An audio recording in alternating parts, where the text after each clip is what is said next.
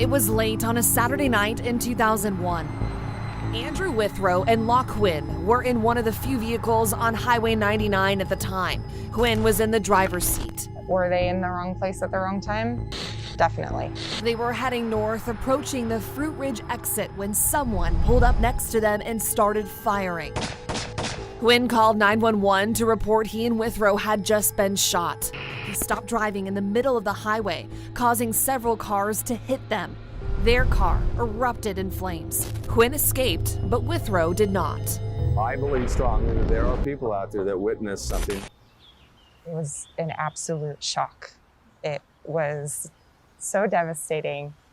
I blacked out for weeks, just in disbelief. It was a really, really hard time. Julia Robinson is Andrew Witherow's younger sister. He is my protector. Robinson says Witherow was a good guy with a lot of close friends, but shortly before this tragedy, things started to change. In those more recent weeks before what happened, his death, he was hanging with a new crowd. We didn't know very well.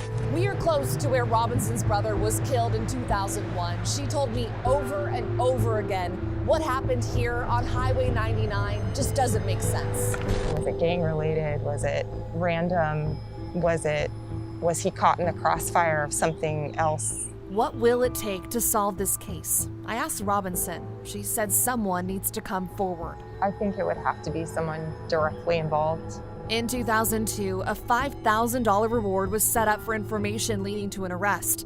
Robinson was here with her mom. The detective at the time told ABC 10 they had exhausted all leads. At that point, we really had still kind of a big mystery on our hands. And 20 years later, they still have no leads. There were 2 bullets that were taken from Andrew, and those were both examined by the crime lab, and the results of those tests were inconclusive. Retired Detective Rod Guerra told me Huynh was shot 3 times and one fractured his jaw. He couldn't give a verbal statement to investigators when this happened because his jaw was wired shut. It was a limited interview at that point because he couldn't talk. You're kind of stuck at that point because you can't get any details that you really want. Robinson doesn't know Huynh, the driver, well. She believes he may know something worth reporting. I often wonder if he chose to tell a story out of fear, out of protecting himself.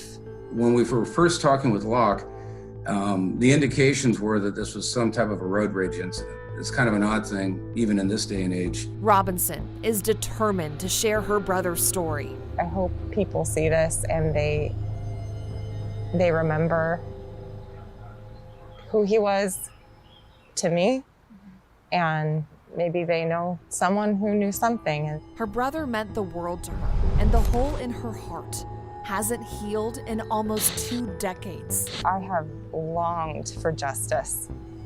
Like, it's just not fair.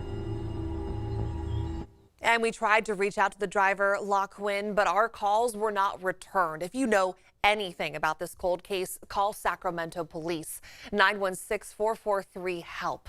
And of course, we have more information on our website.